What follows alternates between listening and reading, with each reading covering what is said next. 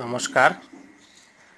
আজি আমি আন এটা ভিডিঅ' লৈ আছোঁ বিধেয়াত্মক তৰ্ক বিজ্ঞানৰে এটা গুৰুত্বপূৰ্ণ ধাৰণা এইটো। আমি জানো বিধেয়াত্মক তৰ্ক বিজ্ঞানৰ মূল বিষয় হৈছে পৰিমাপক। বচনক পৰিমাপকৰ সহায়ত পুথিগত প্ৰকাশ কৰা বিধেয়াত্মক তৰ্ক বিজ্ঞানৰ মূল কথা। ইয়াত মূলতঃ অযৌগিক বচনক পুথিগত প্ৰকাশ কৰা হয় কিছুমান পৰিমাপক চিহ্ন ব্যৱহাৰ কৰি। বিশেষকৈ দুটা পৰিমাপক চিহ্ন, সাৰ্বিক পৰিমাপক আৰু অস্তিত্বমূলক পৰিমাপক। পৰিমাপকৰ লগত যুক্ত দুটা গুৰুত্বপূৰ্ণ ধাৰণা হৈছে মুক্ত আৰু বদ্ধ পৰিৱৰ্ত।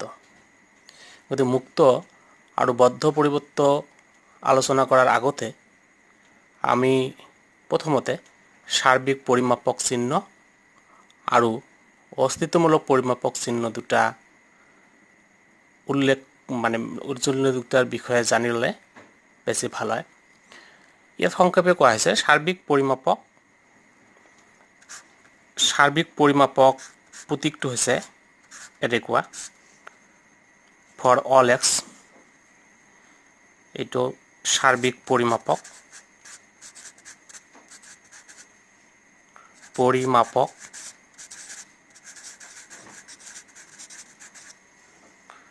আৰু দ্বিতীয় প্ৰতীকটো হৈছে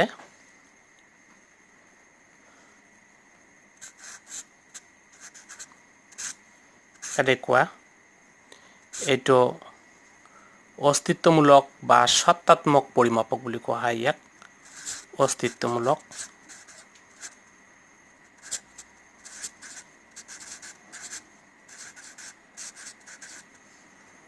পৰিমাপক।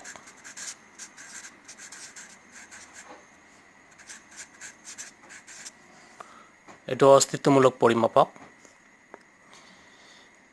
মুক্ত আৰু বদ্ধ পৰিৱৰ্তৰ ধাৰণাত আমি আন এটা গুৰুত্বপূৰ্ণ বিষয় পাম, সেইটো হৈছে বাচনিক ফলন। H(x) এটা বাচনিক ফলন। এইটো বাচনিক ফলন।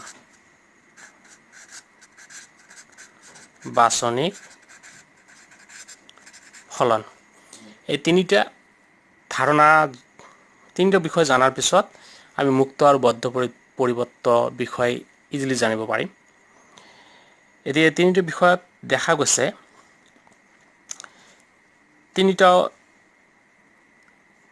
ইয়াত হৈছে সাৰ্বিক পৰিমাপক, এইটো হৈছে অস্তিত্বমূলক পৰিমাপক আৰু এইটো হৈছে বাচনিক ফলন। আমি এই তিনিটা বিষয় কিয় উল্লেখ কৰিছোঁ? মুক্ত বদ্ধ পৰিৱৰ্তত এটা বাচনিক ফলন থাকে। বাচনিক ফলন কিহেৰে গঠন হয়? এটা বিধেয় দ্ৰৱক আৰু এটা ব্যক্তি পৰিৱৰ্ত। এই ব্যক্তি পৰিৱৰ্ত যেতিয়া পৰিমাপকৰ দ্বাৰা আবদ্ধ হয় তেতিয়া তাক কোৱা হৈছে বদ্ধ পৰিৱৰ্ত। এই ব্যক্তি পৰিৱৰ্ত H(x) যিটো আছে, এই ব্যক্তি পৰিৱৰ্তটো যদি পৰিমাপকৰ দ্বাৰা আবদ্ধ নহয় তেনেহ'লে তাক কোৱা হ'ব মুক্ত পৰিৱৰ্ত। বুজিছে কথাটো? তাৰমানে এটা বাচনিক ফলন লাগিব, যেনেকৈ ইয়াত H(x) লৈছোঁ। এইটো যদি পৰিমাপকৰ দ্বাৰা আবদ্ধ হয়, তাৰমানে ইয়াৰ আগত ধৰা হ'ল এটা পৰিমাপক চিহ্ন আছে, অস্তিত্বমূলক সাৰ্বিক পৰিমাপক, তাৰমানে ফৰ অল এক্স H(x). তাৰমানে এই এক্সটো সাৰ্বিক পৰিমাপকৰ দ্বাৰা আবদ্ধ হ'ল ইয়াত। গতিকে ইয়াত যিটো এক্স পাম ব্যক্তি পৰিৱৰ্ত এক্সটো, এইটো বদ্ধ। বুজিছে? কিন্তু যেতিয়া কেৱল এটা বাচনিক ফলন উল্লেখ কৰিম এনেকে, এই এক্সটো কিন্তু বদ্ধ নহয়। এই এক্সটো ইয়াত মুক্ত, কাৰণ ই পৰিমাপকৰ দ্বাৰা আবদ্ধ হোৱা নাই। কাৰণ কোনো পৰিমাপক ইয়াৰ আগফালে নাই, গতিকে এই এক্সটো ইয়াত মুক্ত। এইটো খুব সংক্ষিপ্ত ধাৰণা। গতিকে মুঠতে কথা হৈছে পৰিমাপক যুক্ত পৰিৱৰ্ত বদ্ধ, পৰিমাপক বিহীন পৰিৱৰ্ত মুক্ত। পৰিমাপক যুক্ত তাৰমানে এইটো পৰিমাপক সাৰ্বিক পৰিমাপক যুক্ত এইটো পৰিবৰ্ত গতিকে এই ইয়াত x বদ্ধ পৰিমাপক বিহীন ইয়াত পৰিমাপক নাই x এই xৰ x টো গতিকে এই x ব্যক্তি পৰিবৰ্ত মুক্ত কোনো কোনো ক্ষেত্ৰত এনেও হ'ব পাৰে যে একেটা প্ৰতীক পাৰস্পৰ্যৰ মাজত মানে একেটা প্ৰতীকী বিবৃতিত এটা মুক্ত পৰিবৰ্ত আছে আৰু এটা বদ্ধ পৰিবৰ্ত আছে তেতিয়া কিন্তু আমি পৰিমাপক চাইহে পৰিমাপকত কোন পৰিবৰ্তটো ব্যৱহাৰ আছে সেইটো চাইহে প্ৰতীকী বিবৃতিৰ পৰিবৰ্তবোৰ মুক্ত নে বদ্ধ সেইটো চিনাক্ত কৰিব লাগিব এটা উদাহৰণ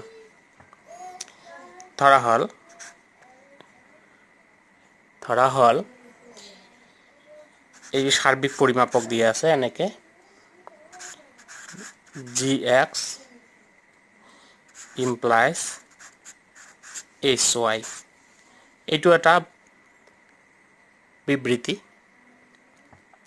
প্ৰতীকী পাৰস্পৰ্য বুলি কোৱা হয় এই বিবৃতিত ইয়াৰ x g ৰ লগত যেটো x আছে আৰু এইটো সাৰ্বিক পৰিমাপক এই x খিনি এই x টো ইয়াত বদ্ধ কাৰণ x পৰিবৰ্ত ব্যক্তি পৰিবৰ্ত সাৰ্বিক পৰিমাপকৰ দ্বাৰা আবদ্ধ কিন্তু hy ৰ y ব্যক্তি পৰিবৰ্ত এইটো ব্যক্তি পৰিবৰ্ত y টো এই y ব্যক্তি পৰিবৰ্ত সাৰ্বিক পৰিমাপক ই যে আমি ব্ৰেকেটৰ ভিতৰত x উল্লেখ কৰিছো ইয়াৰ দ্বাৰা আবদ্ধ নহয় গতিকে ইয়াত y মুক্ত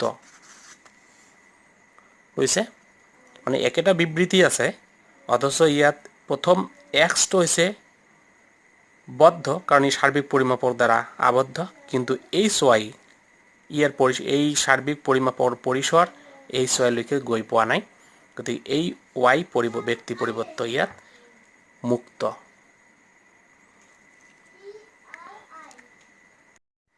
আন এটা উদাহৰণ চাওক 2 নম্বৰ উদাহৰণ অস্তিত্বমূলক পৰিমাপক px dot rx এইটো এটা প্ৰতীকী পাৰস্পৰ্য বা বিবৃতি এটা এক্সপ্ৰেশন ইয়াত প্ৰথম x বদ্ধ কিন্তু দ্বিতীয় x ব্যক্তি পৰিবৰ্তটো মুক্ত কাৰণ ইয়াৰ পৰিসৰ এই যে অস্তিত্বমূলক ইয়াৰ পৰিসৰ এই লৈকে এইটো নহয় গতিকে প্ৰথম x ইয়াত বদ্ধ কাৰণ এই অস্তিত্বমূলক পৰিমাপকৰ দ্বাৰা আবদ্ধ কিন্তু দ্বিতীয় x যেটো ব্যক্তি পৰিবৰ্ত আছে সেইটো মুক্ত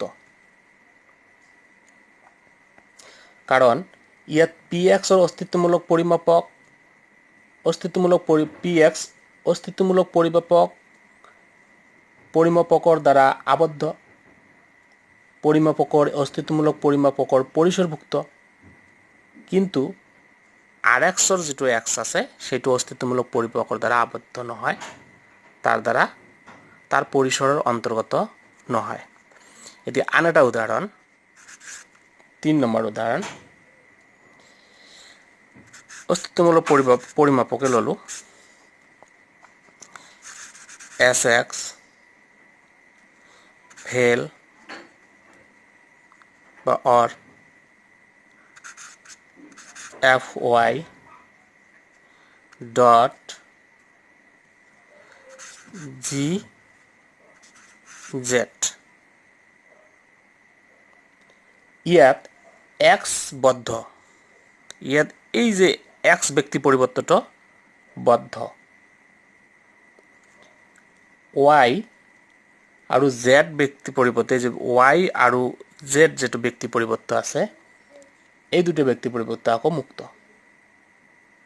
কাৰণ অস্তিত্বমূলক পৰিমাপকৰ পৰিসৰৰ অন্তৰ্ভুক্ত এই দুটা নহয় গতিকে বুজিছে এটা প্ৰতীকী পাৰস্পৰ্যত বা প্ৰতীকী বিবৃতিত একেলগে এটা মুক্ত এটা বদ্ধ পৰিবৰ্ত থাকিব পাৰে আমি চাব লাগিব সেই পৰিমাপকৰ পৰিসৰটো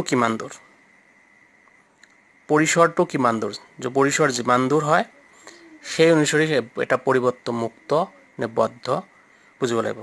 এতিয়া মই আকৌ কৈছোঁ, H(x) সংক্ষেপে আগৰ উদাহৰণটোত H(x) এটা বাচনিক ফলন। ইয়াত যদি পৰিমাপকৰ দ্বাৰা এই বিবৃতিটো আবদ্ধ কৰা হয় তেনেহ'লে x হ'ব বদ্ধ, বা H(x) বাচনিক ফলন এইটো যদি পৰিমাপকৰ দ্বাৰা কোনো আবদ্ধ কৰা নহয় তেনেহ'লে x মুক্ত। আকৌ একেই বিবৃতিত ধৰা হ'ল অস্তিত্বমূলক পৰিমাপক আছে আৰু gx আছে, ইমপ্লাইজ ry আছে, তেনেহ'লে ইয়াত অস্তিত্বমূলক পৰিমাপৰ ইয়াৰ পৰিসৰ এইলৈকে, কিন্তু y লৈকে নহয়, কাৰণ ই চাম xক বুজাইছে, যিটো x gxৰ লগত আছে, y নহয়, এইটো ব্যক্তি পৰিৱৰ্ত বেলেগ। গতিকে ইয়াত x বদ্ধ, y মুক্ত। মুঠ কথা, পৰিমাপক যুক্ত পৰিৱৰ্ত মানে ব্যক্তি পৰিৱৰ্ত বদ্ধ, পৰিমাপক বিহীন পৰিমাপক নথকা ব্যক্তি পৰিৱৰ্ত মুক্ত। এইটো হৈছে সংক্ষেপ কথা, গতিকে ইয়াৰ সংজ্ঞা এটা দিয়া আছে। ইন্ট্ৰডাকশ্যন টু লজিক পি ছাপ্পেছৰ কিতাপত আপোনালোকে পাব সংজ্ঞাটো, মোৰ কিতাপতো পাব, অসমীয়া কৰি দিয়া আছে। এটা প্ৰতীক পৰস্পৰাৰ অন্তৰ্ভুক্ত কোনো ব্যক্তি পৰিৱৰ্ত যদি আৰু যদিহে পৰিমাপকৰ পৰিসৰৰ দ্বাৰা আবদ্ধ হয় তেনেহ'লে সেই ব্যক্তি পৰিৱৰ্তক বদ্ধ পৰিৱৰ্ত বোলা হয়। মই আকৌ কৈছোঁ, বদ্ধ পৰিৱৰ্ত সংজ্ঞা, এটা প্ৰতীক পৰস্পৰাৰ অন্তৰ্ভুক্ত কোনো ব্যক্তি পৰিৱৰ্ত যদি আৰু যদিহে পৰিমাপকৰ পৰিসৰৰ দ্বাৰা আবদ্ধ হয় তেনেহ'লে সেই ব্যক্তি পৰিৱৰ্তক বদ্ধ পৰিৱৰ্ত বোলা হয়। আনহাতে এটা প্ৰতীক পৰস্পৰাৰ অন্তৰ্ভুক্ত কোনো ব্যক্তি পৰিৱৰ্ত যদি আৰু যদিহে পৰিমাপকৰ পৰিসৰৰ দ্বাৰা আবদ্ধ নহয় তেনেহ'লে সেই ব্যক্তি পৰিৱৰ্তক মুক্ত পৰিৱৰ্ত বোলা হয়। চব কথাৰ মূলতে এটাই, পৰিমাপক যুক্ত পৰিৱৰ্ত বদ্ধ, পৰিমাপক বিহীন পৰিৱৰ্ত মুক্ত। ভিডিঅ'টো যদি ভাল লাগে লাইক কৰিব, কমেণ্ট কৰিব, পাৰিলে শ্বেয়াৰ কৰিব আৰু ছাবস্ক্ৰাইব কৰিব।